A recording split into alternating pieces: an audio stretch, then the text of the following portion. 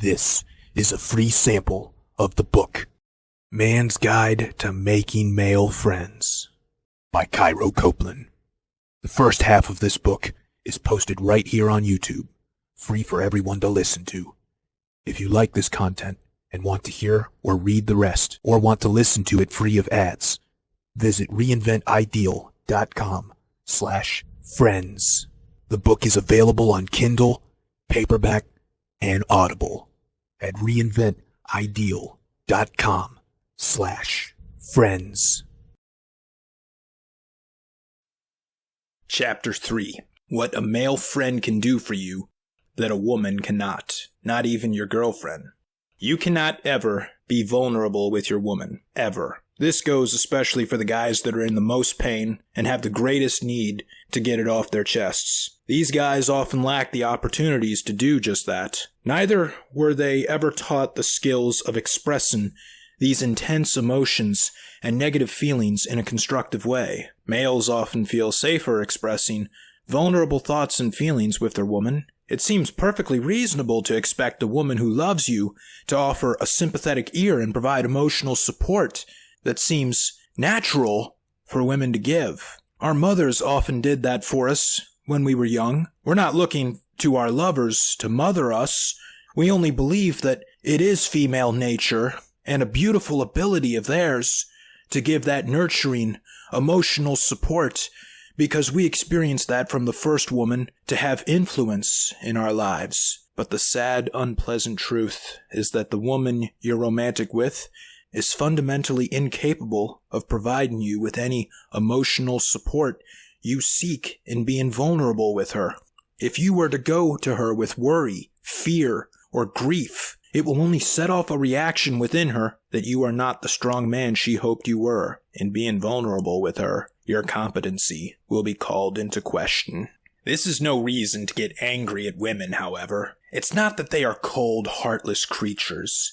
Instead, what's at play is just the fact that women do not live in the same world as men. Therefore, they could not even begin to understand the problems that plague men. Women rarely need to worry about work and money-related stress. The work that men do is often far more stressful, and they willfully take it on because they care only about the money, but the stress catches up with them. Money problems are also taken far more seriously by men because, unlike women, we can't call up a sugar daddy or sell pictures of ourselves online to make a quick buck. They do not understand life as a male. They do not understand your problems. In my early 20s, I had a problem with talking to girls. I was afraid to talk to them. So, being a deductive problem solver, figured, hey, it takes one to know one. I solicited help from a female friend, which is always a bad idea. Don't ever do that. And I opened up to her about my pain. Her solution was to show me how she flirted with guys because that would teach me how to flirt. What she did not understand was that just her being a woman would allow her to get away with anything. She could go up to any guy in the bar and say, hey stud, I'd love to jump your bones in my car right now, and he'd respond positively to that. But if I attempted the same thing going up to any woman and said, hey hot stuff, I'd love to take you back to my car, I'd get slapped hard and have a drink thrown in my face. We cannot go to them for advice or empathy about our problems because they lack the life experience to understand them. Our problems that are unique to us as males are non-existent in their lives as females. This is a trap that's easy to fall for. You were able to be vulnerable with your mother, and she welcomed it with unconditional love and support, thereby conditioning you to believe women were safe to discuss problems and pain with. But a woman you're romantic with will lose respect for you when you solicit sympathy from her. Women have sympathy for other women, children, and pets. They have none for men. Even if she tells you that she wants you to open up and become more vulnerable with her, do not do it. It is a shit test in disguise. Many women have even said so publicly. Suppose for a second that it was even true, that a woman wanted you to open up to her and would still respect you after you did, with empathy and love. What benefit do they provide to you by doing that? They can't help you with the problem you're opening up about. When you tell them your problems, the most they ever do is say, oh, it'll be okay, babe. I've coached a guy that was a soldier in the Afghan war. He opened up to his girlfriend about the guilt he felt for surviving his tour intact while his friends returned without limbs. It was a very heartfelt and painful thing for him to talk about. All his girlfriend could say in response to this intimate revelation was, "It'll be okay, babe," and that did nothing for him. Talk to another man about your problems and you will hear a solution. It's in our nature to be deductive problem solvers, to be fixers, and to be useful. That's why this soldier came to me for coaching to begin with, because he knew I'd tell him what he needed to do to free himself from the guilt. You can't talk to women about money, muscles, or anything else you need to do as a man. That's part of why it's so rare for men and women to be purely platonic friends. Nonetheless, we males feel very unsafe opening up about our problems with other males. We feel as though there's this unspoken male code to never be vulnerable with each other, even when it's to trade advice or blow off steam on a subject that has no other outlet. We feel as though we must continue to wear a mask of restraint, confidence, and independence. Where this comes from is the same social imperative that pits us against one another. The belief that every other man in this world is your competitor. You never would want your competitors to know that you're weak, would you? So you stay buttoned up about that weakness rather than solicit help from the only type of person that can understand precisely what you're going through. This exists even in the social media age of oversharing, because guys that have made their vulnerabilities public on those platforms have been shamed for it. Women in society say they want men to be more vulnerable, but they never say how much, how often, and with whom they can be. The world is no longer sure about who men are or should be. The cries for more public male vulnerability is just another imperative from the blue pill conditioning.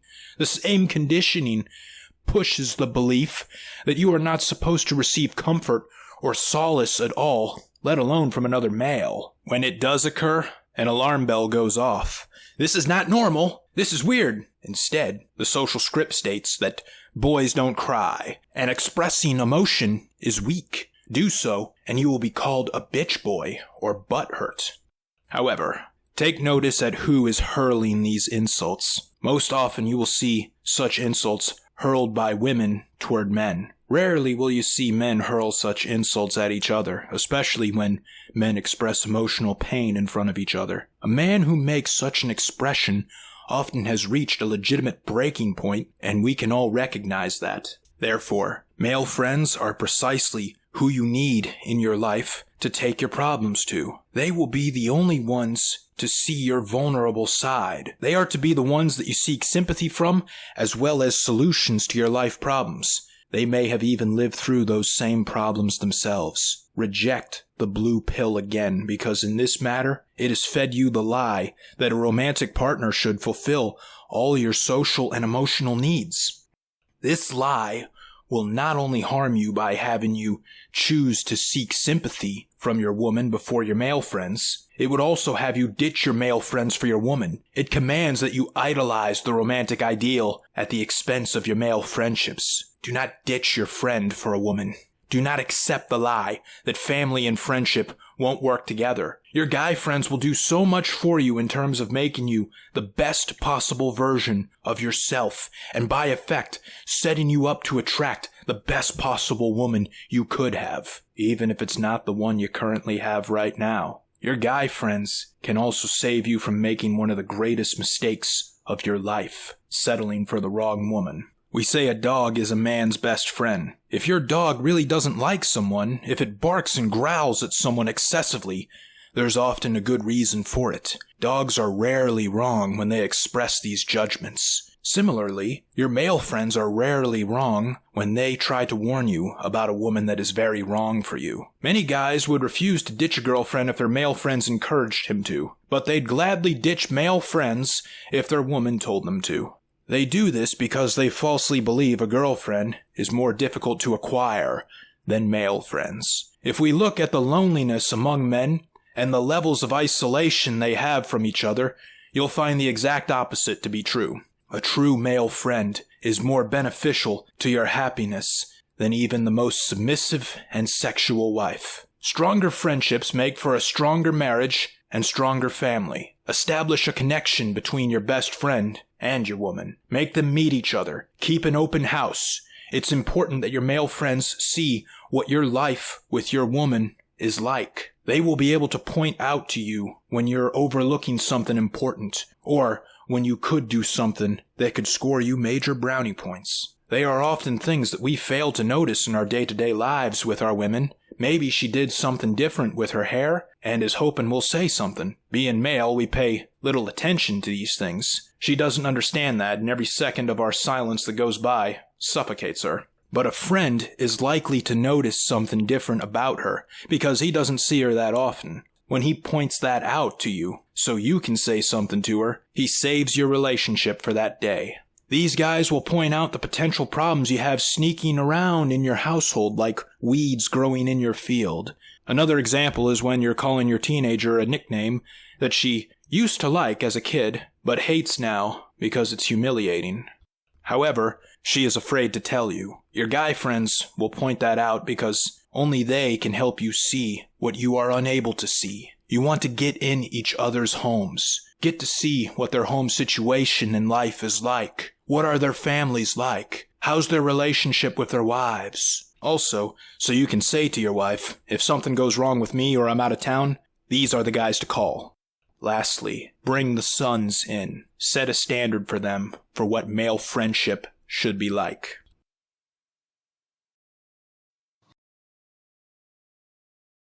Thank you for listening to this free sample of the book, Man's Guide to Making Male Friends, by Cairo Copeland. If you enjoyed it and want to hear or read the rest, or want to listen to it free of ads, visit reinventideal.com/friends. The book is available on Kindle, paperback, and Audible at reinventideal.com/friends.